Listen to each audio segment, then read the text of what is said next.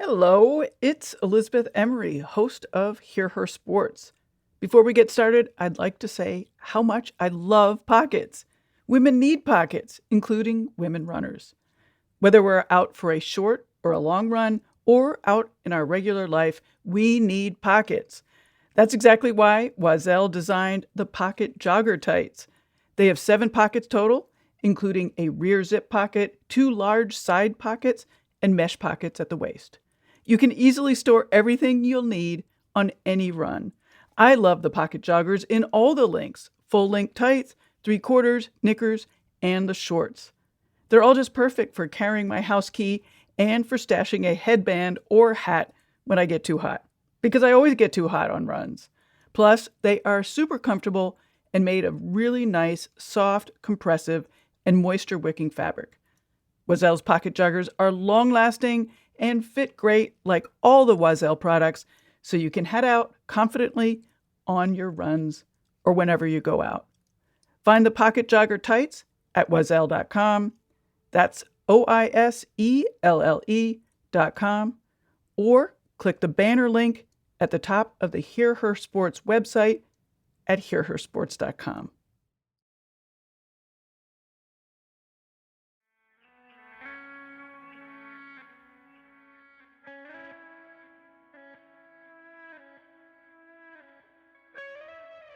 Hello there, and welcome. This is Hear Her Sports, and I'm your host and producer, Elizabeth Emery. And this episode is one of the cross-country ski World Cup race reports that we've been creating since the beginning of the season. I highly recommend going back to listen to all of them because they are all so different. Each of the athletes and the coaches offer something interesting about the racing and being on the World Cup tour. Today joining me is Julia Hayes, one of the Trail to Gold Fellowship coaches we heard about in the race report with Kristen Bourne, and also in her full episode last year. On the episode, Julia explains a little bit more about the importance of the program. And thank you to Julia, because she made a Herculean effort to record with me. When we talked, she was in a lounge at the Amsterdam airport on her way home after 2 weeks with the U.S. cross-country team. She explains what she did while with the team.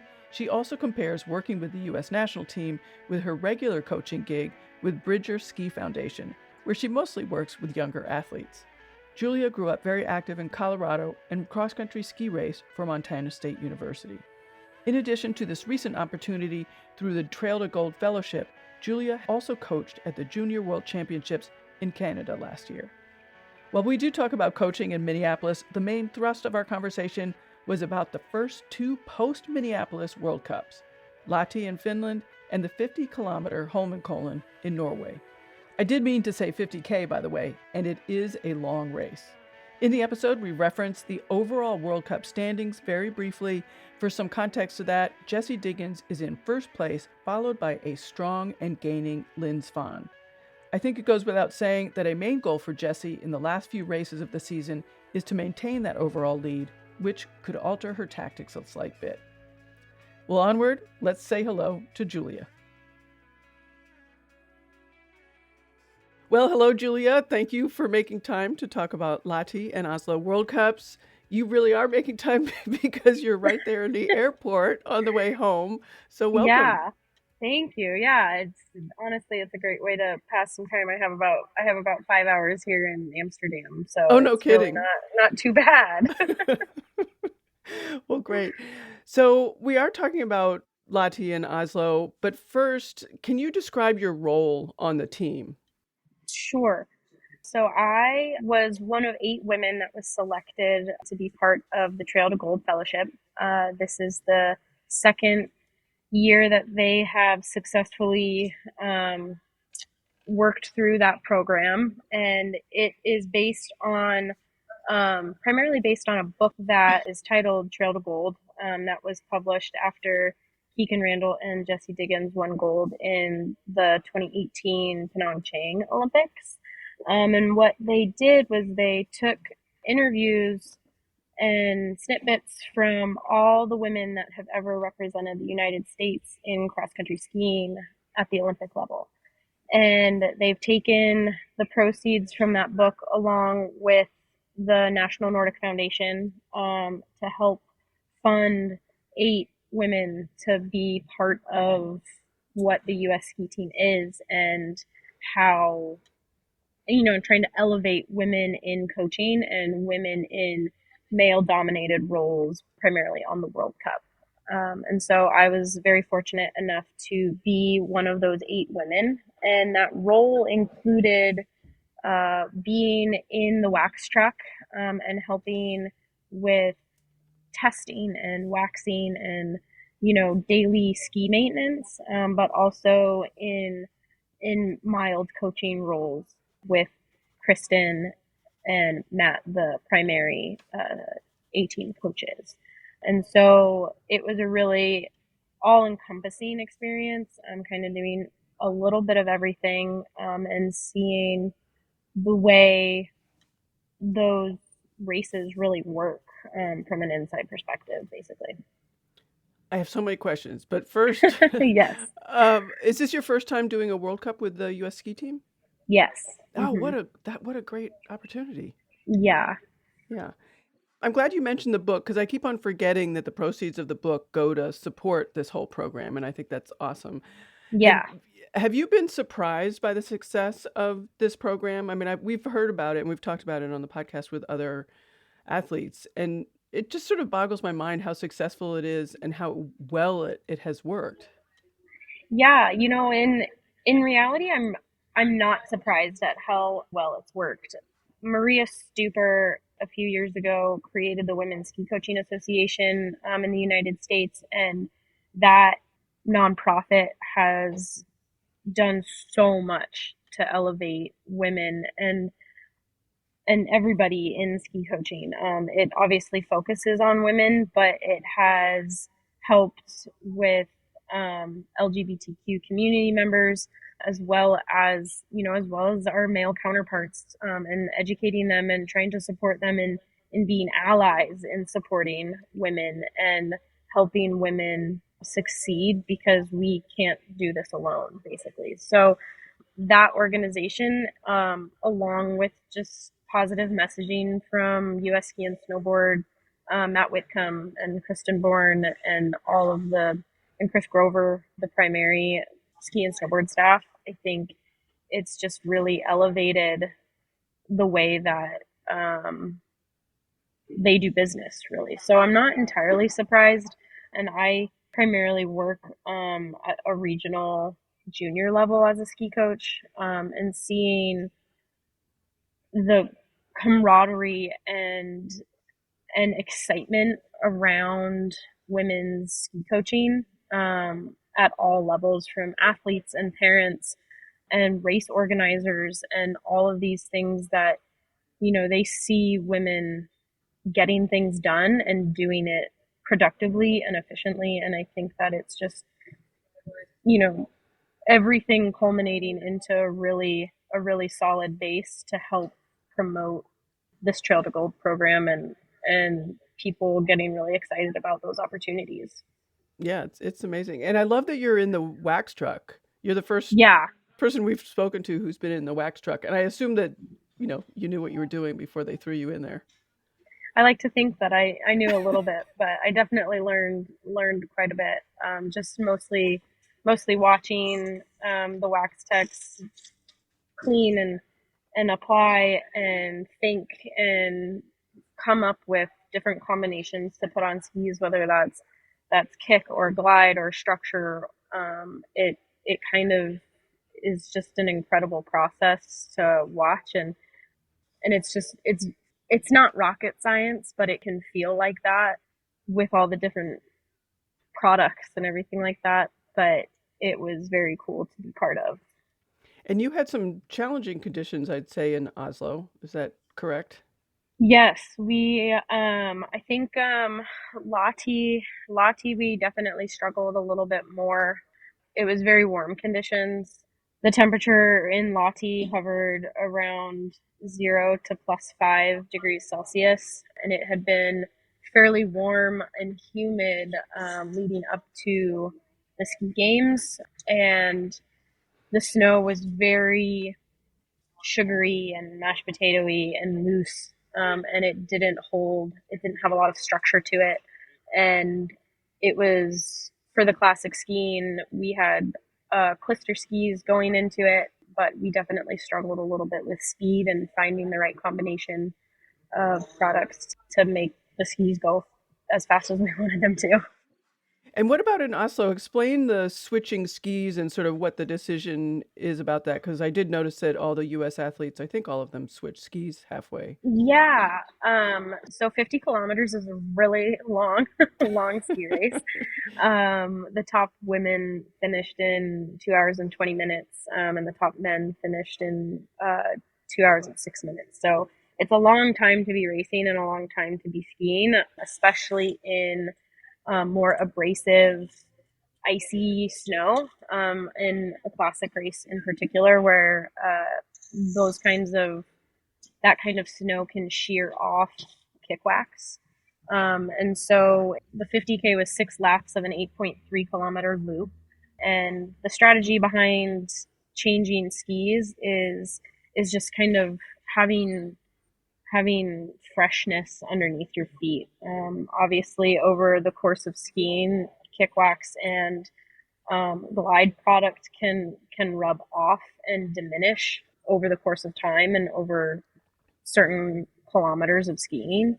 So the strategy behind switching skis is finding more speed with your equipment later in the race. So I think most athletes ended up transitioning skis around after lap 3 or after lap 4, and that was 100% based on strategic plan.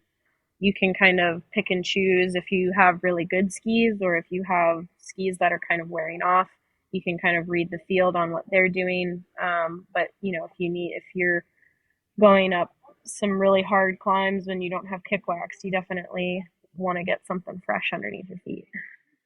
What were you doing during the race, when the athletes were actually racing? Yeah, my role during Homokollen, I was at one of the feed zones with Kristen Bourne, one of the coaches, and we kind of watched the different parts of the course that we could see through the trees.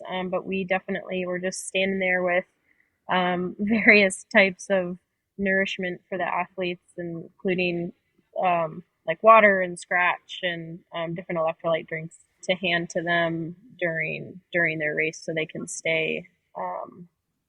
keep their energy up, basically. Yeah, I mean, 2 hours is a long time, as you said. Right. So what is their nutrition plan for that? And how are they taking bottles every time? Yeah, so there were 3 different feed stations around the course, and the reasoning for that is having the potential to have multiple feeds for per lap, but it's also if you're in a big pack of skiers and you're in the middle, the tracks were or the excuse me the course was set 4 tracks wide, and if you're in the middle track, sometimes you're in a big pack, sometimes you can't reach your coach to grab a feed. So having multiple opportunities throughout the course, to honor athlete congestion, basically. Right. And so there were 3 different points, and each athlete kind of has their own their own ideal for what they do for feeds. A general rule of thumb in cross country skiing is feed early and feed often, because once you're depleted, it's harder to build your energy stores back up while you're racing versus if you can add to it, and then deplete as you're going. And so most athletes we had a primary station for them to take like gels and more substantial forms of feed. And then we had backup plans to in case they were missed or anything like that. But at the feed station where I was, it was definitely mostly liquid feeds of like Coca-Cola and Scratch, and we had a couple pickle juices in there. Oh, wow. What's the general feeling right now? I mean, were the athletes happy with their race at Oslo? And, Jesse certainly had a main tactic of staying ahead of Lynn Svan. Like, what is their feeling right now after the Holmenkollen 50K? Yeah, I think athletes are content with their performance. I know speaking with Jessie briefly after her race, her limiting factor was her body just really was cramping, and she had a hard time getting rid of those muscle cramps throughout 50K. And once those kind of start, it's definitely challenging to keep moving at a high pace and a high rate while trying to also relax your muscles at the same time. But she was very happy with her performance, um, and she's just a ray of sunshine when it comes to doing the sport that she loves and trying her hardest. And she really does, preach everything that about loving the sport and loving what you're doing. And it sucks to have a bad day, but it's part of it, and not every day can be your best day. And moving forward and taking learning lessons and learning opportunities with you is kind of the most important factor. I know she was definitely proud with how hard she pushed herself, and it was really fun to watch her really dig deep out there. What have you learned on this trip? Oh wow, a ton.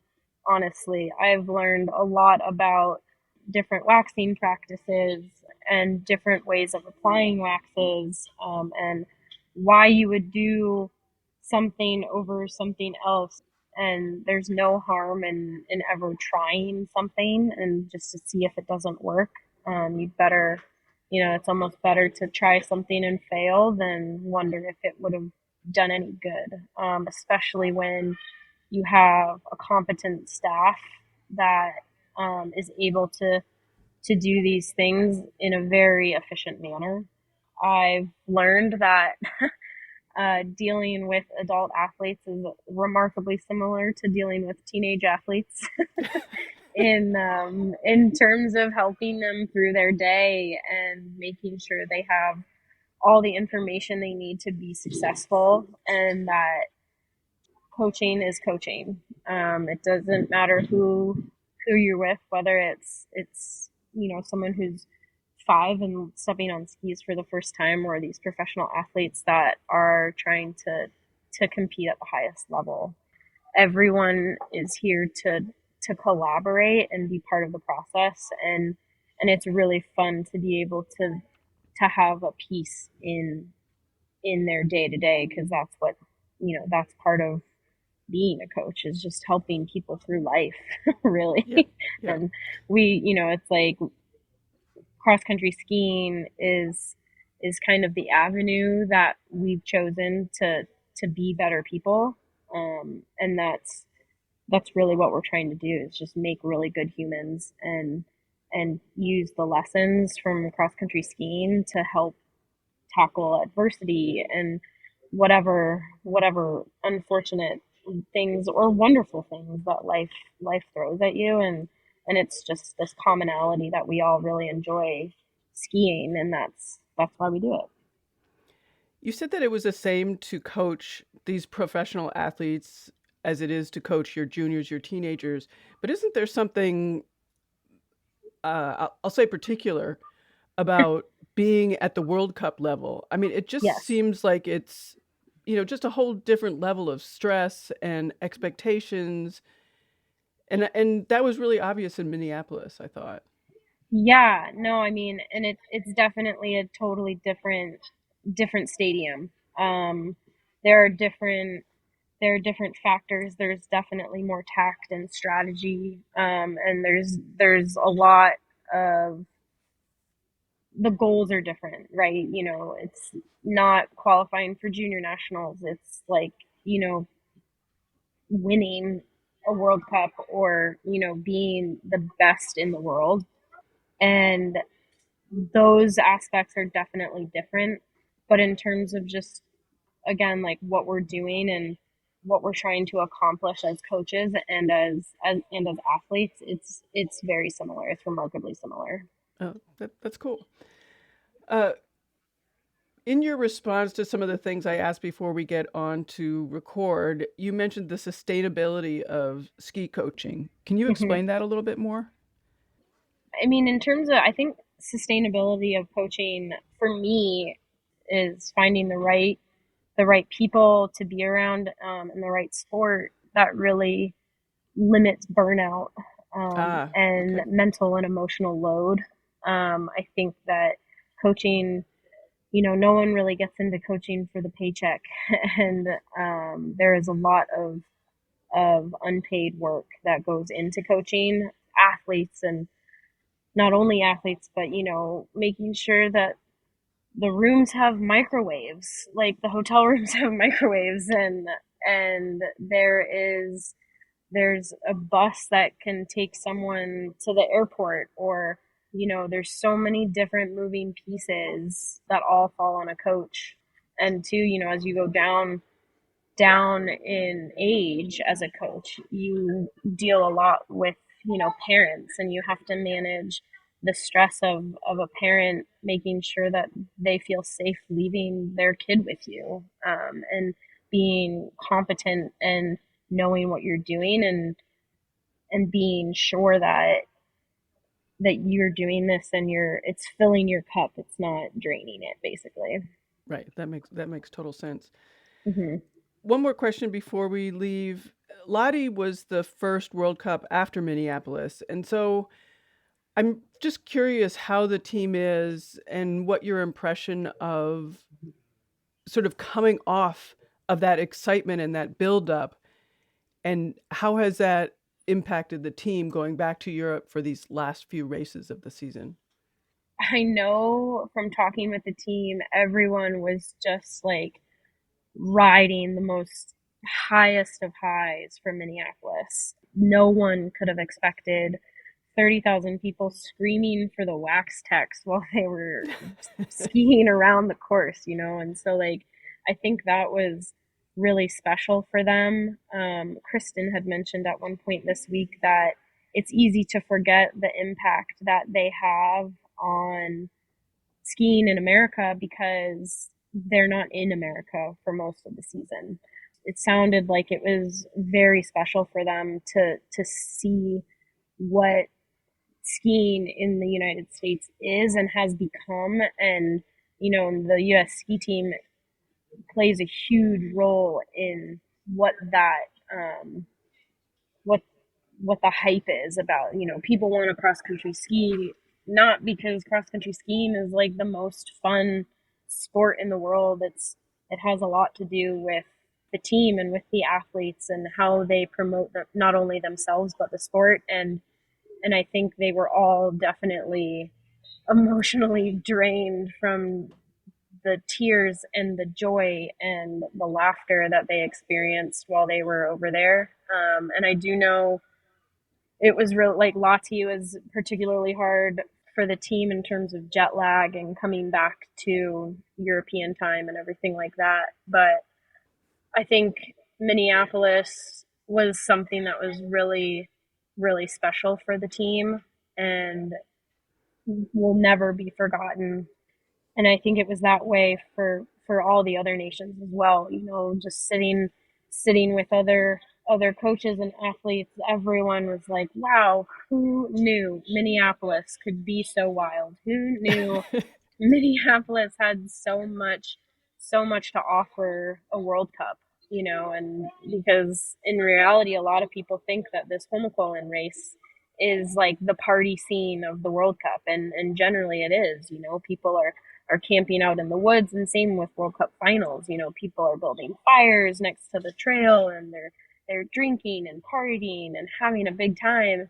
And all these nations, a lot of these skiers have never experienced a World Cup quite like what was in Minneapolis, it sounds like. And it just was something that was very had a lasting impact on especially the United States ski team, but I think all of the other nations as well, and not to be so skeptical of coming to the States for a World Cup race. Yeah, yeah. I'm glad you mentioned the impact on the wax techs and, the non-racers, because that seemed like it was a really big deal. I was there and it was true. When the race Hmm. techs were going around the course, everybody was cheering. It was fantastic. Yeah, I think that's a really easy way for for those individuals to feel cared for on an external perspective. And it's like they do so much work, and of course you can say, all of these athletes can say, oh, my tech is just the best. They do so much work. They wake up early, they go to bed late, they clean my skis, they take care of me emotionally and mentally before, during, and after a race, and they do all of these things for me. But I don't think a lot of people don't quite understand how much those wax techs truly care about the athletes. It's not just about making fast skis for them. They want to be part of the athletes' success, and they really are. And so I think it was really cool for them to have that sort of acknowledgement, even if it was, just blaring loud, and totally just because everybody was so enthusiastic to be in Minneapolis at that World Cup. Right. Well, do you want to close us out with any words? Oh my. Well, I don't know. I'm really excited this is my first podcast, so it's kind of fun to be part of and share some things. I do really think that I kind of did a little research on your podcast before we started, and I think it's really cool to be part of something that is really trying to bring women to the forefront of people's minds, if that makes sense. Yeah. And I think I really do value what women offer in leadership roles, and I think that it's still a game that we're all playing, and I think everyone's getting a little bit better at it. But I'm really looking forward to continuing to be part of this huge movement that women are making waves, and it's really cool to share that with you. Well, thank you. I really appreciate that. Yeah, thank you so much for having me. Yeah, and congratulations on being part of this Trail to Gold. I think that's awesome. Thank you. Good luck in the future. Yeah, thanks so much, Elizabeth. I hope to talk to you soon. That wraps up another cross-country ski World Cup race report. Thank you, Julia, for filling your hours of waiting at the airport with a Hear Her Sports recording. The Trail to Gold Fellowship program that Julia is part of is groundbreaking. I know few other programs that have shown as significant an impact towards increasing women's involvement in a sport, and specifically in this case, coaching. In my experience, it is often small actions that can make a big difference. Usually, it just takes one person to recognize the importance of actually doing something. Oh, there is another example I can think of. The great cyclocross racer Helen Wyman has a story of an equally impactful small change in episode 117. She's also a mom, so fits into the mini-series of mother and athletes I'm currently working on. Thanks everyone for listening. Be sure to listen to all of the other race reports because they're just so good. We've been getting the chance to meet U.S. athletes like Sophia Lauchley, Jessie Diggins, and Novi McCabe, just to name a few. Listeners have sent me such positive responses. I'd love to hear what you think as well. Email elizabeth@hearhersports.com. Go to our website, hearhersports.com, to sign up for the newsletter, listen to all of the episodes, and support the show through Bookshop, Naboso, and through Buy Me a Coffee. If you are new to Hear Her Sports, a huge welcome to you, and I hope you take a look at some of the other terrific episodes. There are lots of skiers, cyclists, runners, along with athletes from other sports you may not know much about. Every guest has so much to offer. Until next time, bye-bye.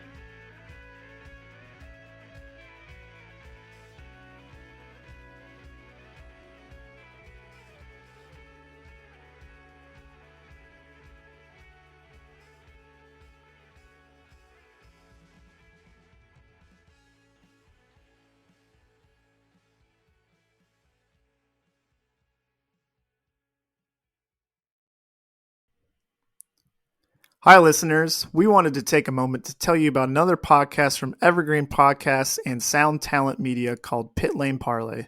Pit Lane Parlay is the go-to podcast for IndyCar and motorsports-related news. Each episode, we discuss things like our favorite drivers, news clips from the last week, and generally giving each other a hard time about predictions we've made in the past and or life stories that have come up recently. We really have a lot of fun with it and really enjoy each other's company, and we hope you can come join us too. Join Pit Lane Parlay by following us on your favorite podcast today.